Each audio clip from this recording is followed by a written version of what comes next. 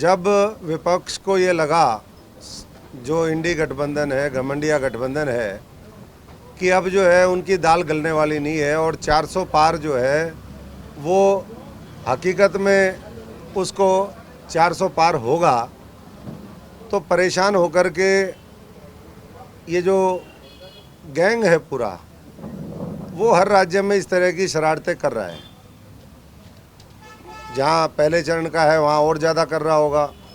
हमारा छठे चरण में जब इतने व्याकुल और इतने परेशान हैं, अभी तक तो नॉमिनेशन भी नहीं भरे गए हैं, नोटिफिकेशन भी जारी नहीं हुई है, सिर्फ कोड ऑफ कंडक्ट लगा है, तो आप समझ सकते हैं कि क्या हाल होगा। मैं मीडिया से थोड़ा सा क्षमा चाहते हुए, माफ़ी मांगते हुए ये भी कहूँगा कि आपके बीच में भी जो कुछ साथी हैं ऐसे, जो उस दुष्प्रचार के शिकार हो जाते हैं।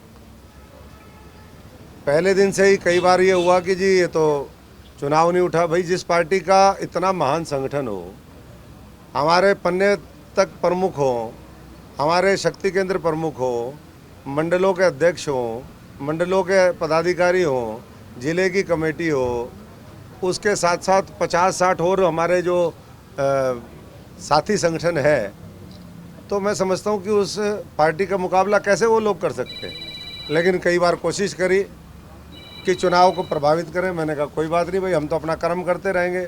हमने रैलियाँ करी, हमने और जो है वर्कर मीटिंग करी, हमने गांव के दौरे शुरू किए, और उसके बाद ये कल का जो घटना है वो बहुत ही, मैं समझता हूँ कि मेरे जैसे साथी के लिए, क्योंकि पूरे देश से मैंने पूरे देश में काम किया है, कल शाम से पूरे देश से मेरे पास हज़ारों फ़ोन आ लिए। खुद माननीय मुख्यमंत्री जी और हमारे कई मंत्री, हमारे सीनियर लीडर्स के फ़ोन आए। वो बड़े चिंतित हुए कि भाई आपके ऊपर अटैक हो गया, क्या हो गया मामला। तो मैं इतना ही कहना चाहूँगा, सबसे पहले तो वो जितने साथी हैं, कि अशोक तंवर आप सबके आशीर्वाद से, प्रभु की कृपा से स्वस्थ है। आप देख सकते हो, अभी मैं फिर मैदान में निकलूँगा। आज फतेहाबाद की रैली है, माननीय मनोहर लाल जी आएंगे। और उस वीडियो को इतने लोगों ने शेयर किया, ऐसा लगता है जैसे प्रायोजित कार्यक्रम था। क्योंकि एक चीज़ घटना हो, उसके बाद वो पूरे देश में वायरल हो जाए थोड़े से अंतराल में। वो कब की वीडियो है, किसकी है, क्या है, मैं उस विषय में नहीं जाना चाहूँगा।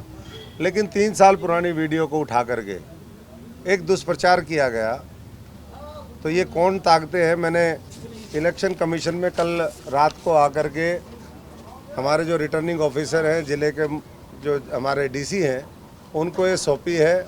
उसके साथ साथ कॉपी मैंने माननीय जो इलेक्शन कमीशन ऑफ इंडिया है उसको भी दी है, हमारे जो पुलिस विभाग है उसको भी दी है, इंफॉर्मेशन ब्रॉडकास्टिंग मिनिस्ट्री को दी है, ज़िले के एसपी को दी है, कि इस तरीके के माहौल बनाने से वो एक तनाव की स्थिति आ जाती है, एक कन्फ्यूज़न पैदा होता है।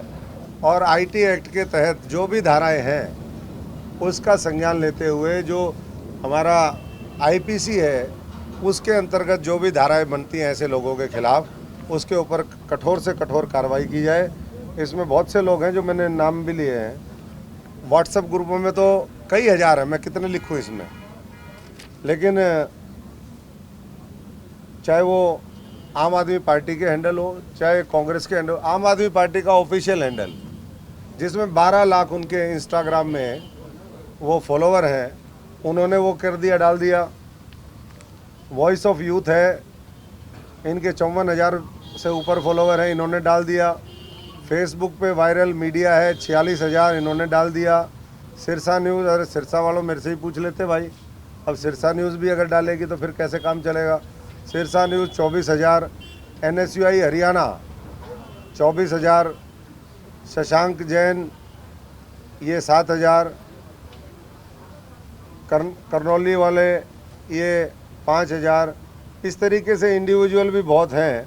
ये इंद्रजीत शाह, अनूप मलिक, अमित जैन, चंद्रभान काजला, वैभव तिवारी ये आम आदमी पार्टी का है, खबरी लाल ये कोई यशपाल शर्मा जी हैं।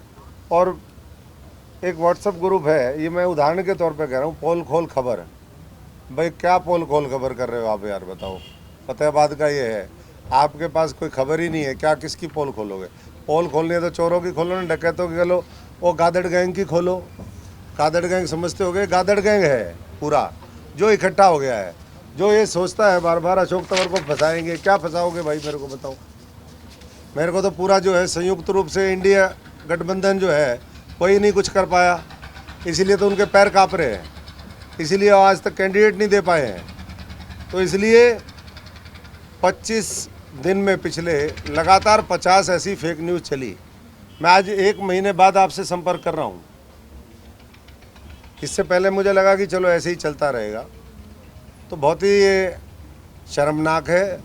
आप तो लोकतंत्र का चौथा स्तंभ हो, आप इनके ठगों के चक्कर में कहाँ फंस गए। और जो फंस रहे हैं साथी, मैं उनसे कहूँगा कि उनको समझा करके बाहर निकालें, क्योंकि इस तरीके से आपकी हो सकता है कोई भी विचारधारा हो, किसी से आपका पर्सनल लगाव हो सकता है, लेकिन उसका मतलब ये नहीं कि आप दुष्प्रचार करके और किसी पार्टी को, किसी व्यक्ति को, और जो हमारे इनोसेंट फार्मर हैं जो सीधे सीधे ये कह रहे हैं, आपने देखी होगी वीडियो कि ये कई बार जो पीछे गांव में भी लगा देते हैं, ये दूसरी पार्टी के लोग हैं उनकी आड़ में, उनको भी बदनाम करने की कोशिश है। हमारा जो प्रशासन है वो अपने तरीके से उनको बता रहा है, क्योंकि मॉडल कोड ऑफ कंडक्ट में कोई किसी को रोक नहीं सकता प्रचार करने से। वोट आप किसको देते हैं ये आपकी बात है। हम भी विपक्ष में रहे 10 साल, मैंने भी विपक्ष की राजनीति करी है, इन्हीं किसान मजदूर भाइयों की राजनीति करी है, इन्हीं कर्मचारियों के लिए मैं सड़कों पे उतरा हूँ, इन्हीं गरीब लोगों के लिए मैंने लड़ाई लड़ी है, हमारी महिलाओं, माताओं, बहनों के लिए। तो इसलिए सत्ता में भी विपक्ष में भी हमने दोनों देखे हैं। मैं सबसे आग्रह करूँगा कि ऐसे लोगों के वो चक्कर में ना पड़े। और जो बीच में चला दिया जी उम्मीदवार बदले जाएंगे, भाई ये बीजेपी है, उम्मीदवार तसल्ली से बिल्कुल जो है हीरा चुन करके देती है। और उसके बाद आपने सबने सुन भी लिया, मुख्यमंत्री जी ने कहा, पूर्व मुख्यमंत्री जी ने कहा और कि भैया सारे लोग चुनाव प्रचार में, दूसरों के पास तो कैंडिडेट ही नहीं है। अभी तक हम 5-7 लाख लोगों से तो मैं जनसंपर्क कर चुका हूँ।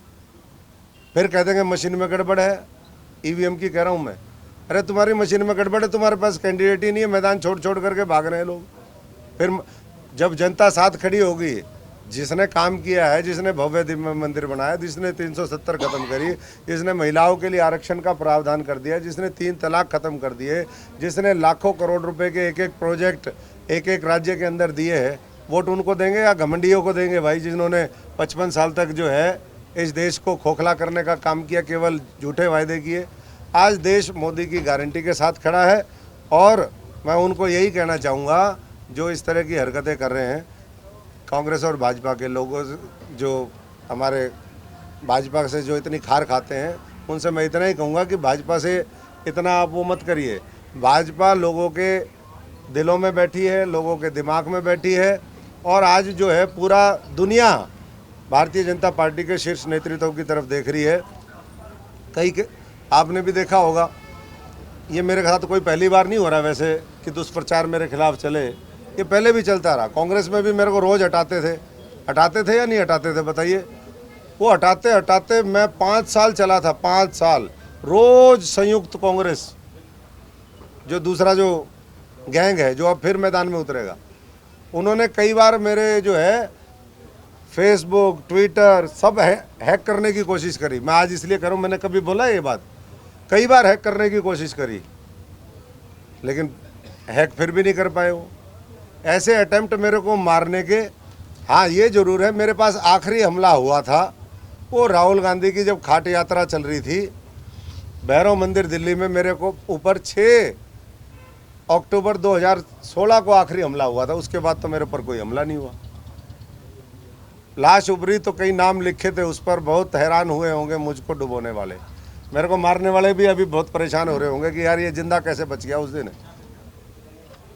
तो अब जो है संयुक्त रूप से पूरी ताकत। अब ये आम आदमी पार्टी वाले, भाई मुझे तुम्हारे साथ जेल में जाना था क्या? क्यों जाऊं मैं तुम्हारे साथ जेल में? गलत काम तुम करो, जेल के तिहाड़ की बुकिंग तुम्हारी, तुम्हें छोड़ दिया तो तुम मेरे खिलाफ दुष्प्रचार करोगे। तो सबसे मैं ये इतना ही कहूँगा, ये जितने भी पार्टियों के हैंडल है, इलेक्शन कमीशन को भी, मैं इसको ऐसे नहीं छोड़ता भाई, मैं कच्चा नहीं छोड़ता काम।